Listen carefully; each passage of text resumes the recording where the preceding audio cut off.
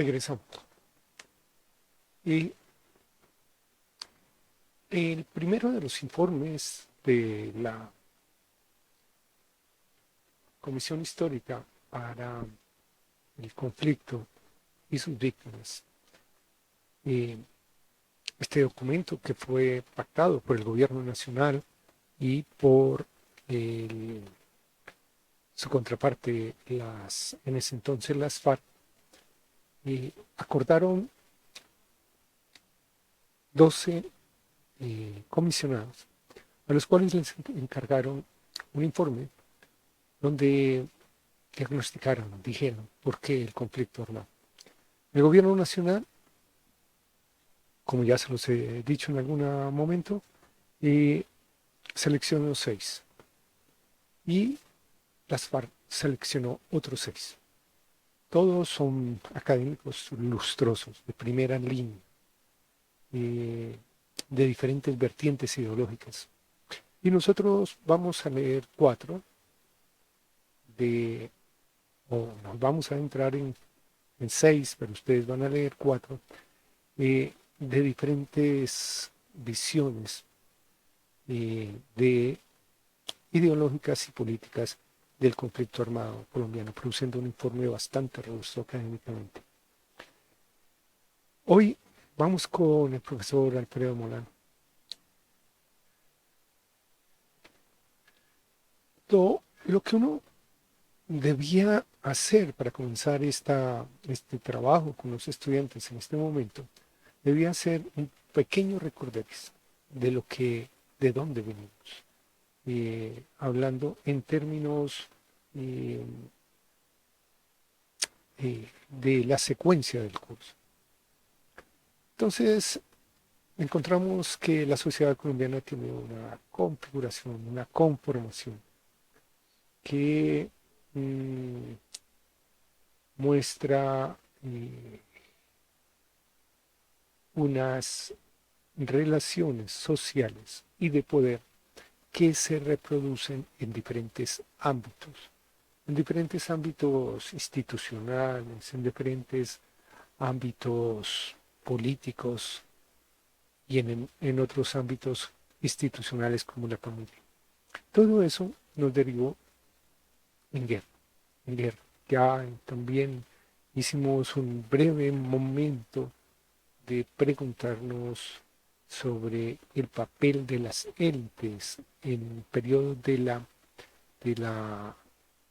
Declaración de Independencia y esa configuración de nación que se llevó a cabo de ahí en adelante, con fuertes resultados de exclusión, en fin.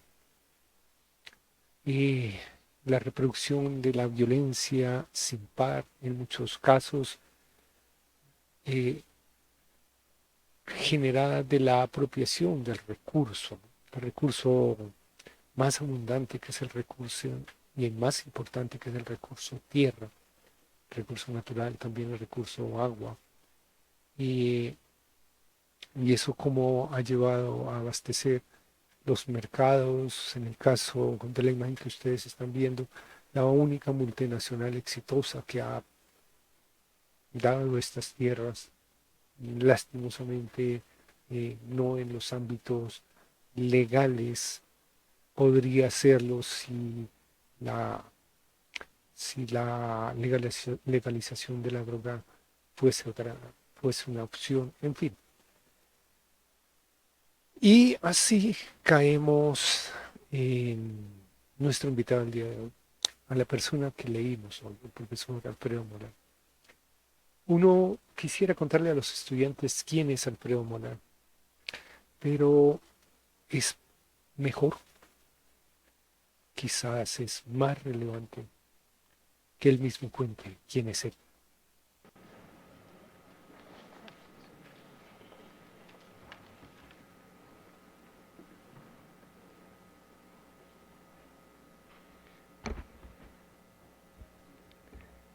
Señor doctor Ignacio Mantilla, rector de la universidad, señores vicerrectores, señor representante del presidente de la República, honorables compañeros,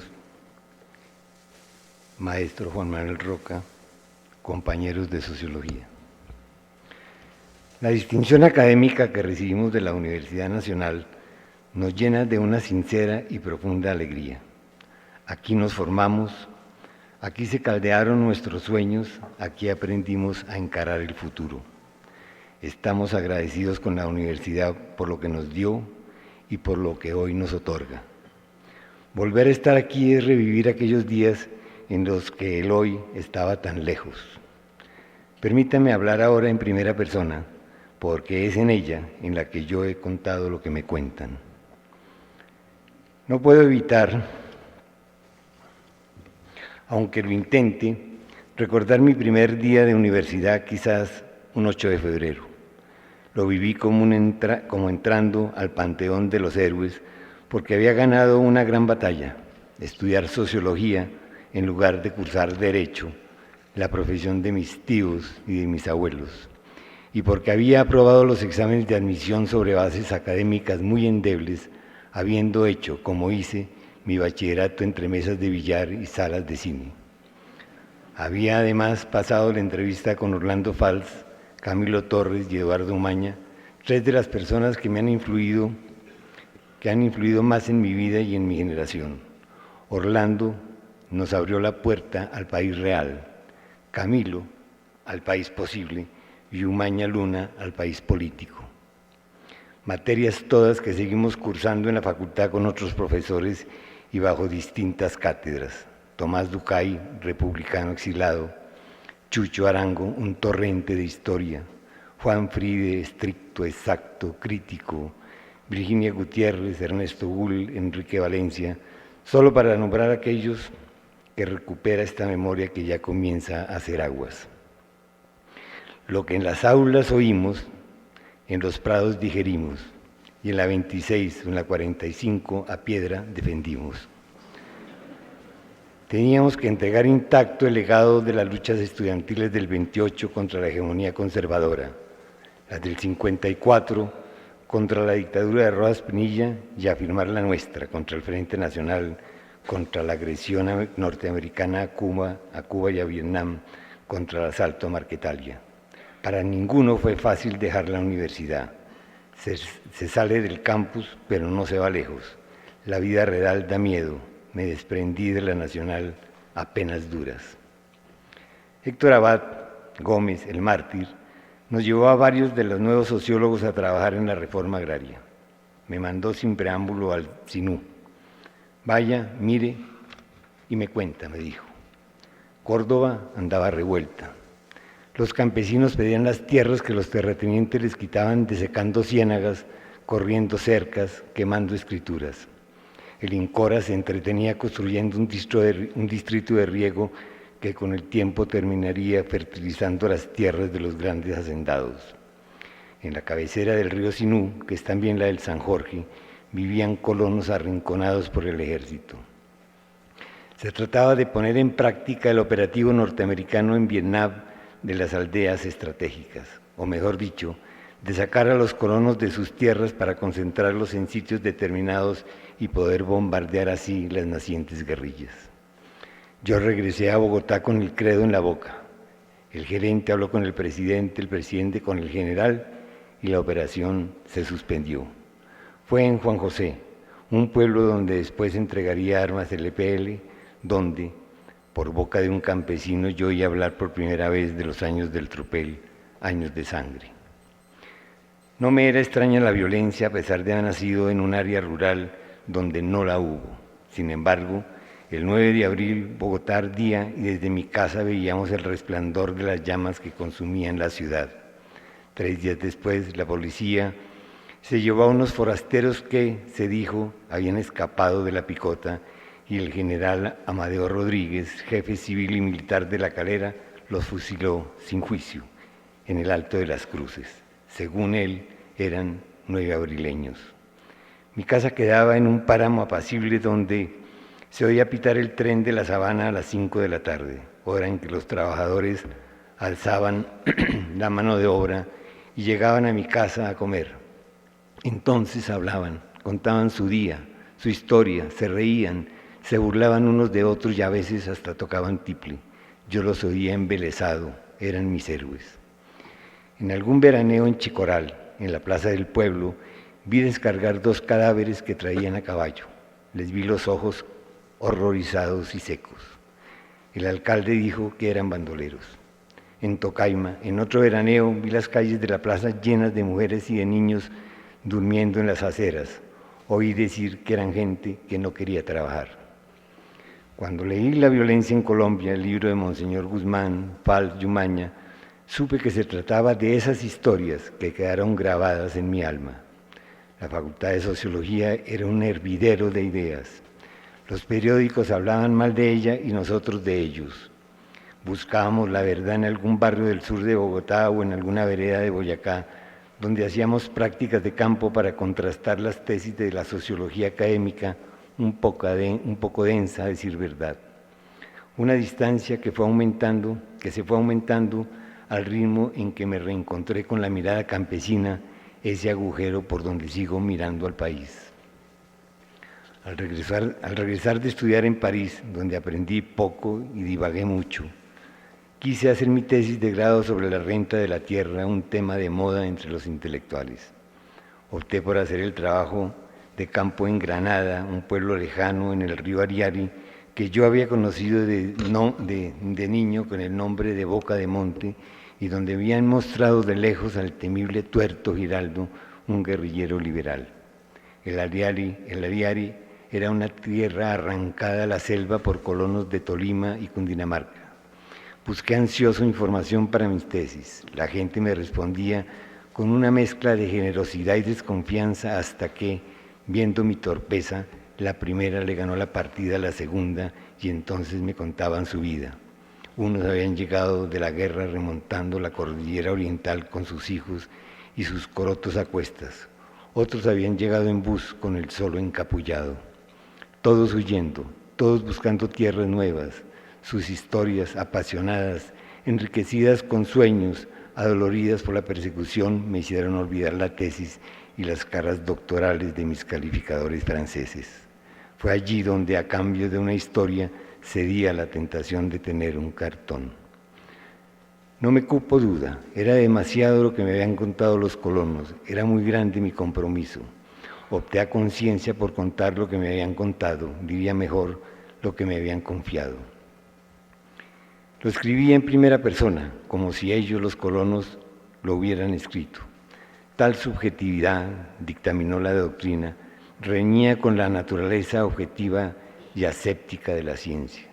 No se podía distinguir entre la verdad y la fantasía. Para mí la cuestión no era de método, sino de ética. Se produjo entonces un rompimiento a ciencia y conciencia, una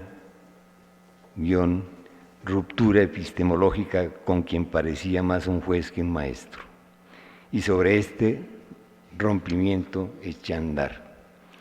Los colonos del Pato, que se habían tomado Neiva después de un bombardeo infame, me enseñaron a oír sus reclamos históricos. En el Valle del Cauca, en Caldas, en Tolima, las víctimas de los pájaros en Ceilán y de los chulavitas en Sevilla y los huérfanos de los crucificados en Rovira me hicieron arte y parte de su tragedia. Seguí las huellas de los levantamientos de Guadalupe Salcedo, del Tuerto Giraldo en el Llano, de Isauro Llosa y de Charro Negro en el Tolima, pero sobre todo recogí el eco del dolor de hombres y mujeres que en una mina de oro en el Naquén, en un manglar del Pacífico, en un río del Chocó, rebuscaban lo que la selva les diera, lo que las aguas les llevaran ante la indiferencia suprema del Estado. Así, de costa a costa, de río en río, de camino en camino, hice lo que un negro viejo en el charco Nariño me dijo: para conocer, Señor, hay que andar. Un consejo que ha sido el itinerario de mi vida. No fue suficiente oír las voces de las gentes. Para no usurparlas, había que escribirlas en el mismo tono y el mismo lenguaje en que habían sido escuchadas. No fue fácil desembarazarme del idioma conceptual que me impedía ver y hablar. Un afortunado día escribir se me volvió obligatorio, incluso apasionante, pero todavía faltaba saber si sería útil. Poco a poco, esa condición se abrió camino al constatar que la gente llana entendía lo que yo escribía con su voz. Los colonos, los aventureros, los guerrilleros, los despojados y hasta los desaparecidos adquirían así vida textual. Entendí que los relatos podían servirles de espejo para que se reconocieran y recabaran en la fuerza que sin saberlo tenían. Comprendí que la aceptación de los textos, mi aspiración más secreta, me satisfacía, no porque me justificara, sino porque ahí el conocimiento encontraba su objeto, cumplía su razón de ser. Oír a la gente reírse de sí misma, discutir sus propios testimonios, volver a sufrir sus dolores, interrogarse, aceptarse, era el sentido vital que yo podía reclamarle al conocimiento. Ya no era la curiosidad de oírlos y de gozar su lenguaje y sus maneras particulares de entender el mundo. Ahora era la gratísima sensación de que lo que yo había escrito era acogido. El conocimiento es una especie de hijo pródigo que solo encuentra suspiro cuando regresa a su fuente. Escuchar, perdónenme el tono, es ante todo una actitud humilde que permite poner al otro por delante de sí, o mejor, reconocer que está frente al otro. Escuchar es limpiar lo que me distancia del vecino, que es lo mismo que me distancia de mí. El camino, pues, da la vuelta. Escuchar es casi escribir, pero pregunto, ¿cómo puede uno guardar lo que ha encontrado cuando ese hallazgo es un instante de plenitud? La verdadera relación con otro ser humano es jubilosa porque ha logrado romper la trinchera del miedo. Pienso que guardar esa emoción podría ser dañino. No es solo una responsabilidad, sino también un asunto de vida o muerte. ¿Cómo seguir viviendo aislado cuando uno conoce al vecino y sabe además que vive tan solo como uno? Más aún, ¿cómo no comunicarle que uno existe? ¿Cómo no mandarle un papelito diciéndole, aquí estoy? Eso es escribir. Se tiene miedo de escribir porque se tiene miedo de escuchar, porque se tiene miedo de vivir. Quizás por eso son más seguros los conceptos y los prejuicios. Escuchar y escribir son actos gemelos que conducen a la creación. El conocimiento no es solo el resultado de la aplicación de unas reglas, sino también un acto de inspiración cuyo origen me es verado, pero cuya responsabilidad me es exigida. Uno no escoge los temas, dice Sábato, los temas los escogen a uno. La creación esconde la utopía, la aspiración a un mundo nuevo y distinto que puede ser tanto más real cuanto más simple. Las cosas suelen no estar más allá, sino más acá. Permítanme terminar diciendo que la creación es el movimiento de la vida. Por eso todo esfuerzo encaminado a conocer debe aspirar a crear. Crear es, al fin y al cabo, un acto ético. Por eso, entre otras cosas, me honra recibir este doctorado honoris causa en compañía de ustedes y sobre todo del poeta Juan Manuel Roca, quien sin saber para quién escribe, sabe que lo hace en la madrugada, desde una nación donde alguien proscribe el sueño, donde gotea el tiempo como lluvia envilecida y la risa es condenada por traición a los espejos. Mil gracias.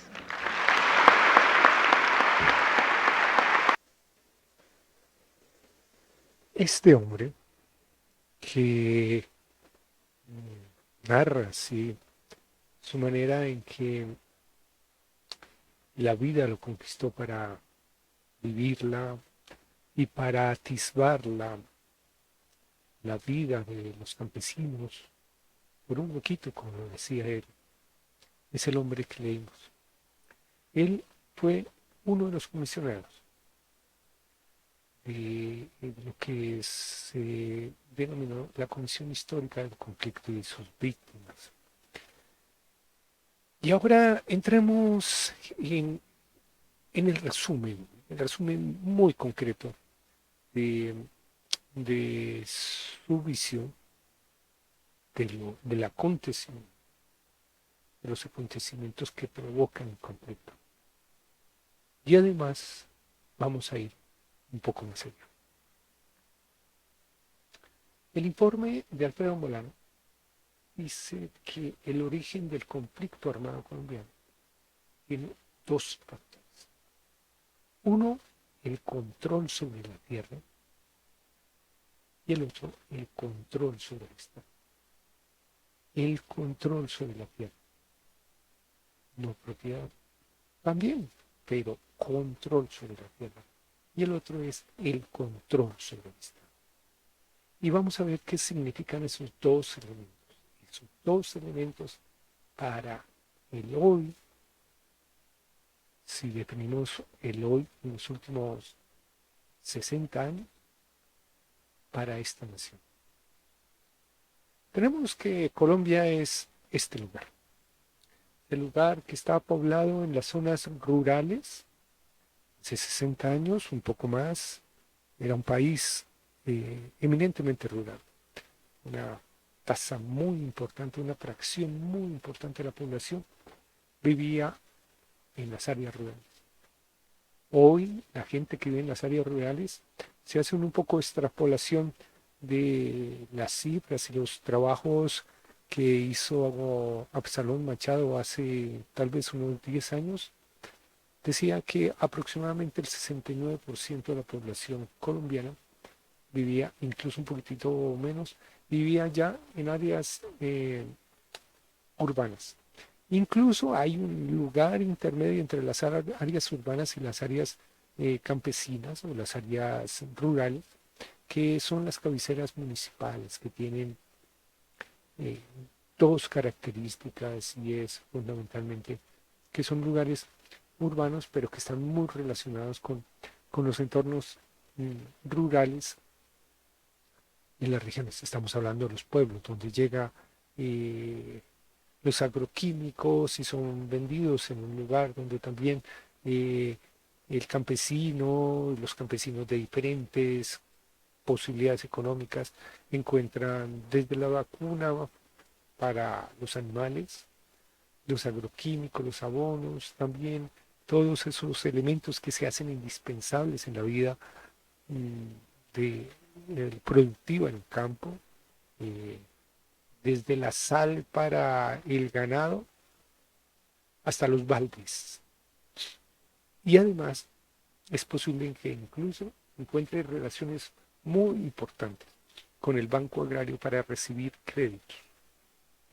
En algunos casos, si no es usual, pero en algunos casos, si el prestigio comercial del campesino o del pequeño productor agropecuario es importante, en esos lugares también consigue crédito de los insumos que compra.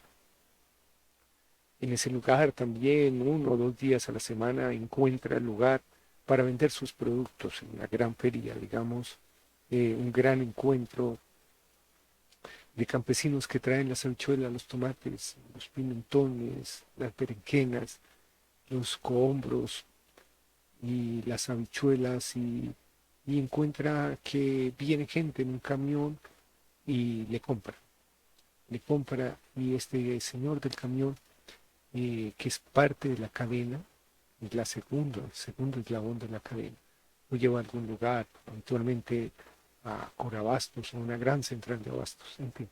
Y así la cadena productiva originada por el campesino que produjo sus tomates a altos precios y altísimos riesgos, eh, entran en el circuito económico. Estos campesinos en el norte del país, están muy relacionados eh, con las características, bueno, en todos los lugares, pero en el norte del país están caracterizados o muy, digamos, relacionados con el entorno natural, que es lo que se llama el bosque seco, Caribe, ese bosque seco, donde hace posible la ganadería, donde hace posible algún tipo de explotación agrícola, como la banana, en fin, y bueno, ya con regadío hace posible otras cosas, pero el regadío realmente, los distritos de riego, como ustedes escucharon Alfredo Molano, alimentaron otras tierras, las tierras de los grandes poseedores. Las relaciones sociales allí, las relaciones sociales allí, son un poco tuteladas por esta música.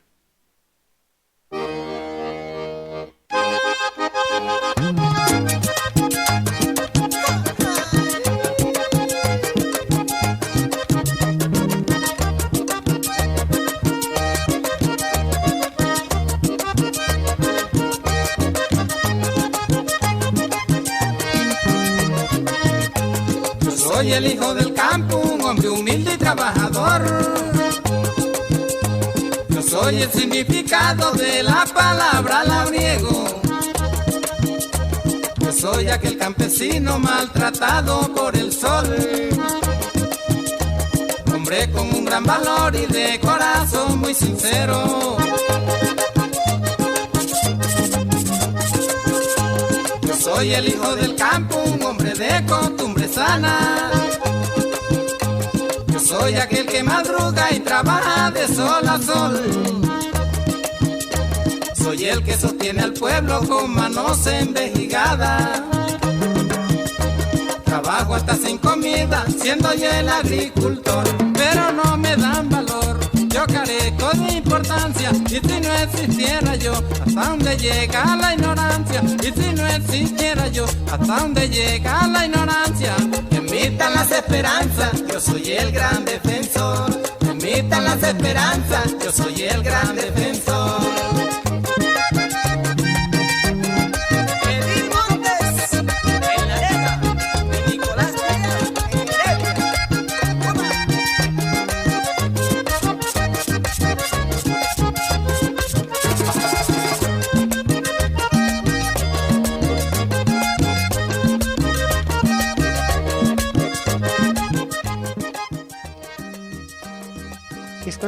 Esta música acompaña esas relaciones existentes en esta región del país.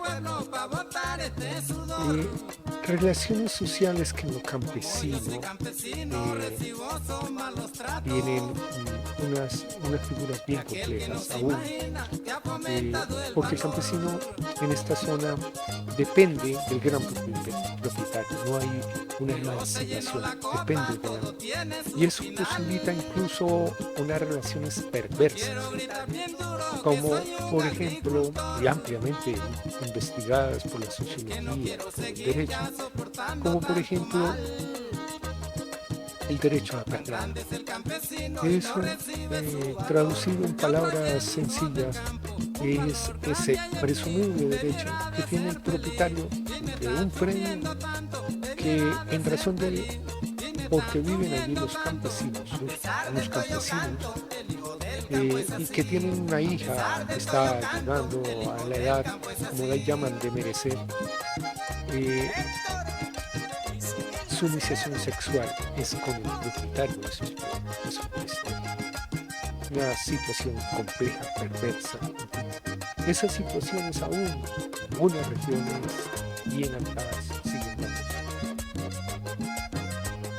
Los estudios sociológicos dicen que esos campesinos, al estudiarse la genealogía y el apellido que los acompaña en muchos casos, lo que muestran es esa descendencia a partir de un solo varón en la región. Esa es una circunstancia específica en el norte del país, en muchos lugares del norte del país. Ya un poco más adentro del país, sobre los Andes, encontramos el gran producto del café, que colonizó desde Santander hasta Antioquia, y ya más adelante el curso vamos a mirar, miremoslo hoy. El café entró, voy a utilizar un poco el señalador dentro de la imagen. El café entró por Santander.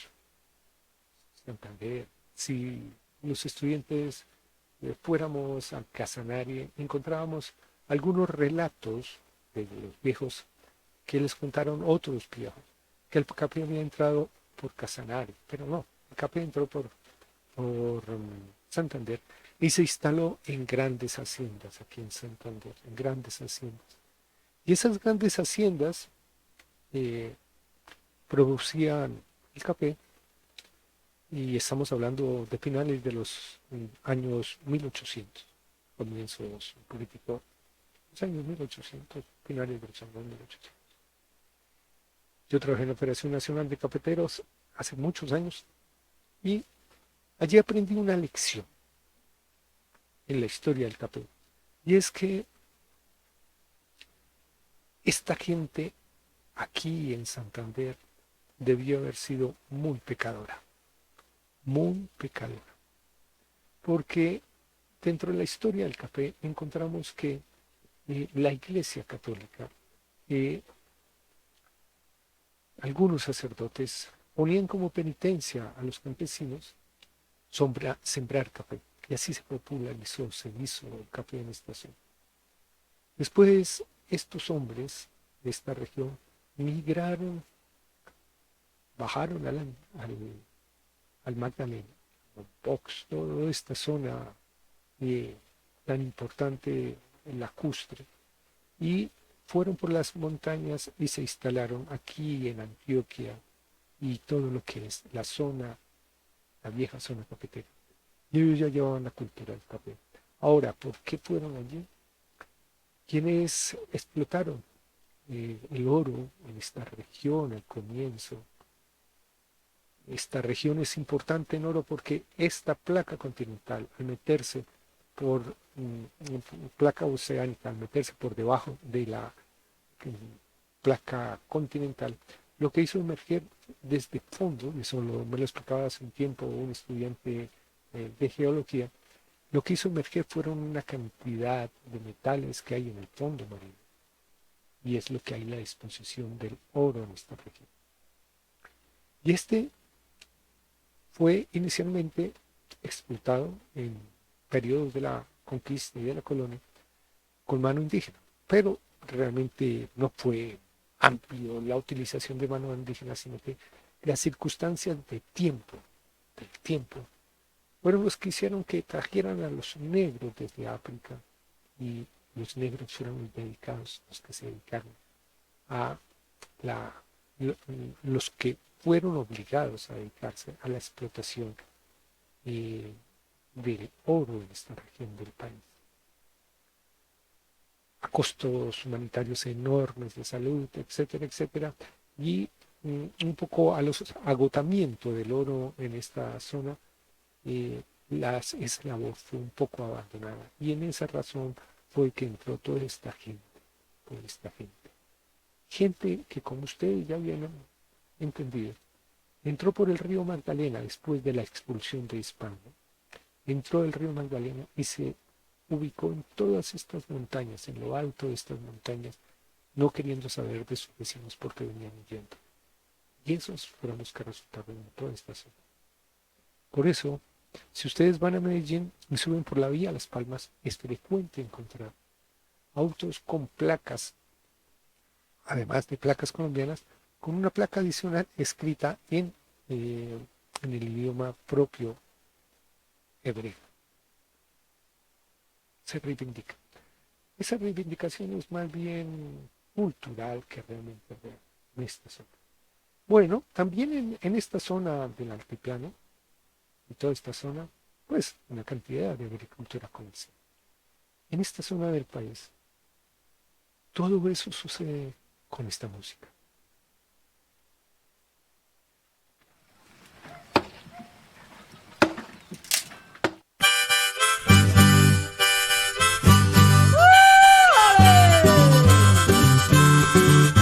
Adentro, filipichines, a trabajar de sol a sol.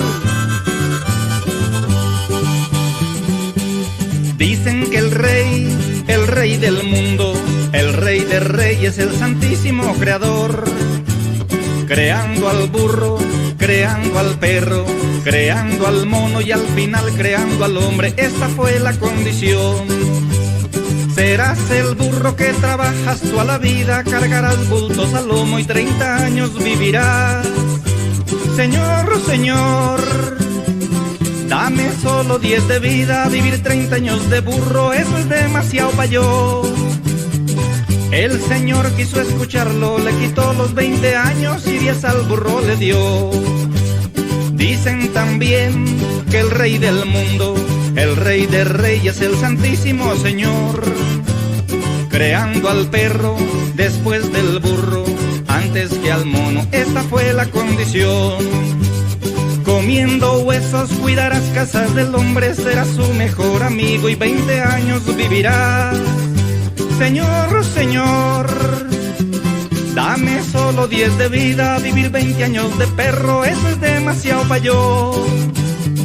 El Señor quiso escucharlo, también le quitó 10 años y 10 al perro le dio.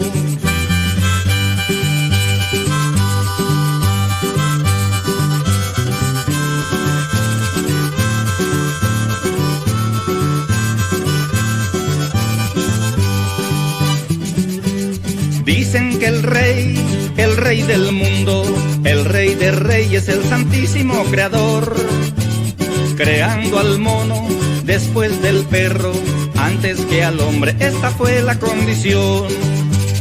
Serás el mono y saltarás de gajo en gajo, jugarás como el payaso y 20 años vivirás. Señor, Gente Señor, amable que dame solo 10 de vida, aporta los 20 años circuitos payaseando, eso es demasiado económicos pa' yo. con sus productos obtenidos El Señor quiso a altos escucharlo, riesgos, también le quitó altos 10 costos años y 10 al mono le dio. y a mucho esfuerzo físico, Dicen que al hombre, haciendo de las zonas rurales dicen que al una hombre poder le dio realidad y haciendo sobre una animales para que opción fuera de el vida. superior. Y quiero que quede en la memoria de Vivir ustedes 30 esto en su años, jerga, y él opción. respondió, solo 30 años es En muy poquito, estos Señor. lugares más o menos Dame los la 20 propiedad de que la el tierra perro está no respaldada con un recibió. documento. Al norte del país, Dame los 10 que el perro te rechazó. en alguna medida también, con un documento que se llama la escritura pública del gobierno. En muchos lugares de todos los Andes Por eso el hombre vive sucede tal 30 años de cosa. hombre, se casa y Y eso vive es muy 20 años importante para trabajando definir el como el conflicto burro, armado, cargando al hombro mercados para levantar los pelados. ¿Cómo es estamos muy tú y importante. yo? Conflicto armado es otra cosa. Luego Conflicto 10 social años como el del perro país. cuidandero, Es mientras que muy se vuelve importante viejo, para va a saltar de casa en casa, payaseándole a su de esas raza, zonas y fueron apartado expulsados como una el cantidad mono de gente. porque no sirve para nada. Y en la dinámica del curso vamos a ir entendiendo paulatinamente con estos elementos. Ahora vamos a entender cómo es que sucedió. Así es la vida y así a mí me tocará. Así es la vida, así es la vida, así es la vida y la así le... música. Antes de seguir, debo decir que en esta región de la costa del Pacífico, en toda esta región, y un poco adentrado en el contrafuerte de la cordillera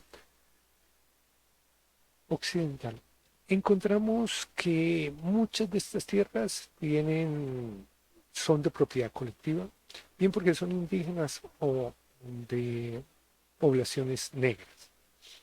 Y eso en razón de reconocido por la Constitución Política del 91. Eso sucede en esta región. Ahora bien, todas estas regiones que estoy tratando de señalar, los de llanos orientales y todas estas zonas que estoy señalando, son regiones que han sido más recientemente, estamos hablando de unos 60 años, más recientemente, destino de expulsiones permanentes. Desde estas luchas por la tierra en todas estas zonas, las gentes humildes que eran aportantes en los circuitos económicos precarios antes y después tanto más elaborados, han sido expulsadas hacia estas zonas. Estas incluso primeros.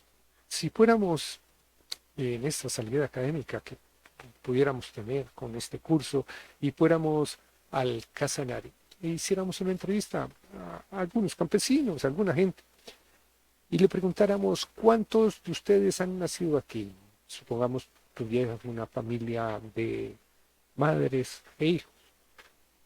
La madre le va a decir que incluso el padre de ella nació ahí. Pero si tú sigues preguntando, el padre de ella no nació allí. 3 generaciones han nacido en esta zona, ¿no? Eso es en Yopal, en todo esto contrafuerte. Villavicencio es un poco más ligado al centro del país. Hay libros interesantes, como por ejemplo este del profesor Alberto Vaquero Nariño, que que fue rector de la Universidad de los Llanos, es egresado en la Facultad de Ciencias Económicas de la Universidad Nacional, eh, narra un poco lo que pasa en Villavicencio, esas violencias y todo. Y uno puede derivar de su lectura que 6, 7 generaciones de gentes allí, pero digamos de los más raizales. Porque los otros, si uno va investigando, hay generaciones de 2, 3 generaciones de gente. Y de los hijos de una familia son la segunda generación que nacen allí. La primera generación fueron los hijos, los padres de estos hijos, pero los buenos abuelos de estos hijos generalmente eran migrados. Y cuando uno pregunta historias, a veces cuando la gente ya ha hecho sus exorcismos, ha hecho catarsis, cuenta historias de violencia. Eso lo encuentra uno en este libro del profesor Alberto.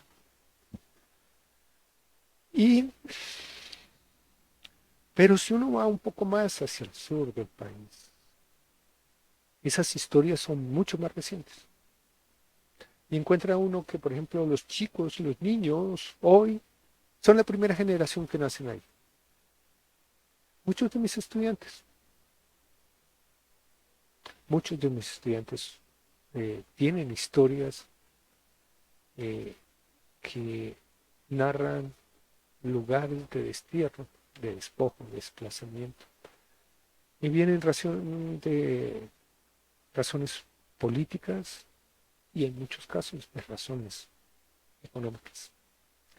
Pero esto tiene más historia. Si uno se va a la literatura, encuentra este libro que muy seguramente muchos de ustedes leyeron, La vorágine, de José Eustacio Rivera. El hombre ganándole espacio a la naturaleza, luchando contra la naturaleza. Pero si uno va un poquitín más lejos, uno encuentra la novela Doña Bárbara, de Rómulo Gallegos. Pero esto sucedió aquí al otro lado de la frontera, en todo lo que es Oriente. La constitución, la construcción de las grandes haciendas. Tú la lees aquí a modo de literatura, a modo de literatura. Y bueno, supongamos que queremos mirar más hoy, digamos 20 años atrás. Entonces tú vas con Claudia Leal en este título que es A la buena de Dios, que es la narración de esta gente expulsada, a llegar a un lugar donde el paisaje, a lugar que las condiciones ambientales, donde hay que aprender a encontrar otra fuente, otra forma de sobrevivir, utilizando los recursos naturales. Eso lleva una cantidad de problemas, una cantidad de cosas, como es estos hombres que iban pensando en sembrar café y en tener un tipo de recurso ambiental y de paisaje que es bien diferente de aquí, es bien diferente. Esto generalmente es selvático, plano, que no tiene nada que ver con esas montañas y las condiciones de lluvia de estas montañas ni la forma de productividad. O estos hombres, hay una tesis de grado genialísima que seguramente les referenciaré un poco más adelante, del IEPRI hace unos 25 años, y que narra cómo estos hombres de aquí, del Antioqueño, vino y colonizó todo esto.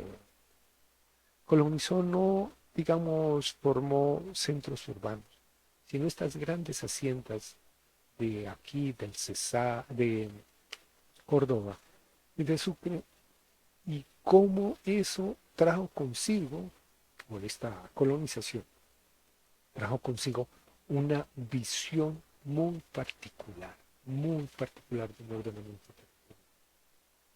Pero la música de estos hombres está en toda esta zona. Bueno, toda esta zona suena así, es la que más me encanta.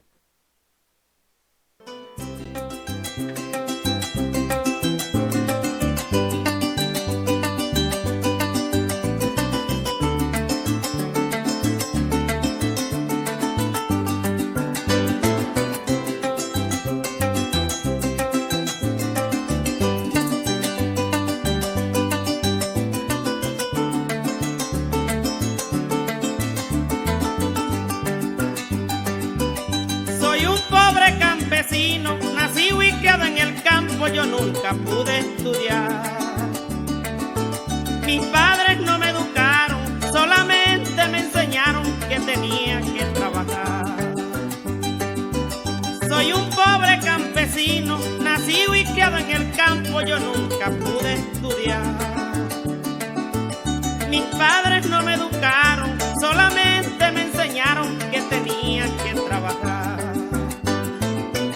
Mi lápiz era una escardilla, mi libro era un pajonal, un conuco fue mi escuela, sudaba en un topollal que me brindaba su sombra cuando quería descansar. La regla era una vainilla que tenía de estalonar, el sacapunta una lima y una piedra de amolar, el cuaderno era una chícora y mi bulto era un morral.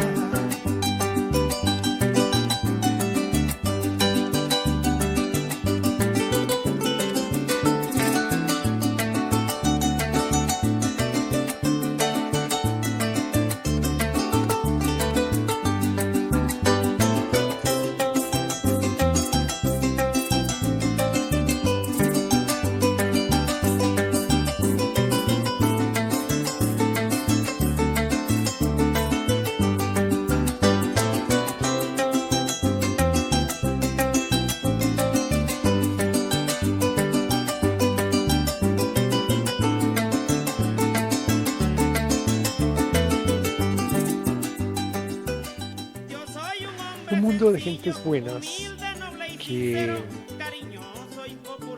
habitan estos territorios con una riqueza ambiental inimaginable, con unos paisajes encantadores. De las experiencias más importantes de mi vida están en los llanos orientales. Y yo regresé a este país a habitar nuevamente después de vivir en el extranjero, en razón de los recuerdos de cómo suena un cuatro. Una noche de luna llena y alrededor de una fogata a campo abierto. Esas vivencias se cuelan en el alma y lo atan a este territorio, lo atan a esta nacionalidad. Pero decían, lugares donde habita gente buena, sujeta, fácil de cualquier tipo de violencia. Ese es el objeto de estudio de Alfredo Morán y de las narraciones de Alfredo Morán. Gente que fue objeto de esas violencias, que para el año 2018 podría hacerse la siguiente síntesis.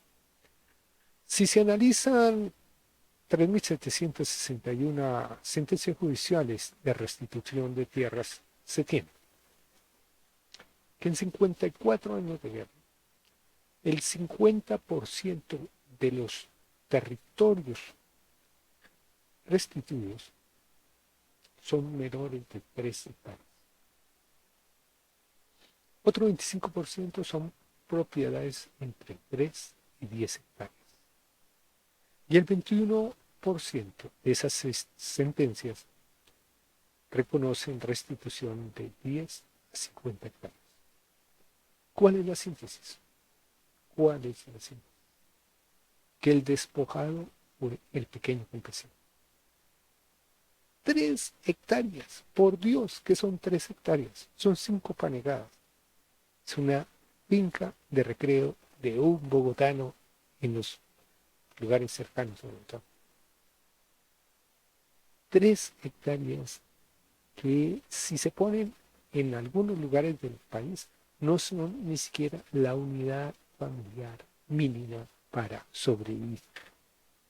Ese es el campesino que fue objeto en su mayoría de la violencia, de esa violencia irracional en este país. Ahora bien, si se pregunta, ¿quiénes despojaron a esos campesinos? ¿Quiénes? Se tiene que el 55% fueron paramilitares. El 24% fue esos desplazamientos fue a partir de esos combates entre guerrillas y Estado o guerrillas y paramilitares. A veces aparecen los militares o gente camuflada, como las he visto yo cuando salía a caminar con mis estudiantes por algún lugar muy cerca de Bogotá.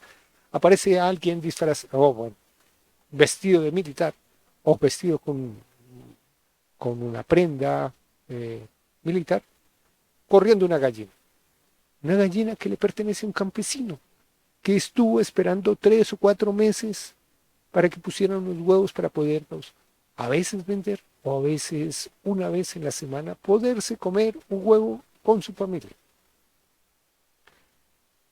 Esa presencia de gente armada de diferente índole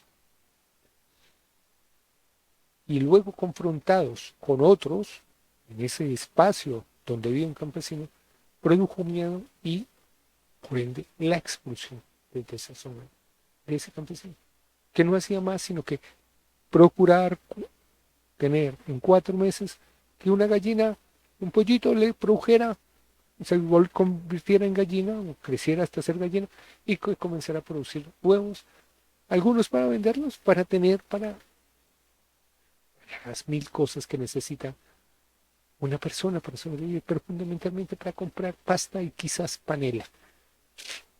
Y pare de contar.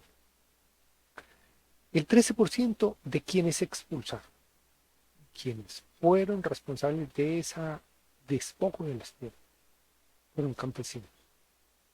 Otros, esos grupos indefinidos, y el Estado también ha sido responsable de esos despojos. En síntesis, los mayores despojadores son grupos paramilitares, con cifras para el año 2018. Ahora bien, si uno está diciendo que para 2018, y la cosa no ha cambiado realmente mayor, de las 6 millones de hectáreas despojadas, apenas para el año 2018, y vuelvo a decir, las cifras no han cambiado radicalmente, 237.679 hectáreas fueron las restituidas. Por lo tanto, este país y esta sociedad le debe a esos campesinos que fueron objeto del trabajo de Alfredo Molano, investigando cómo el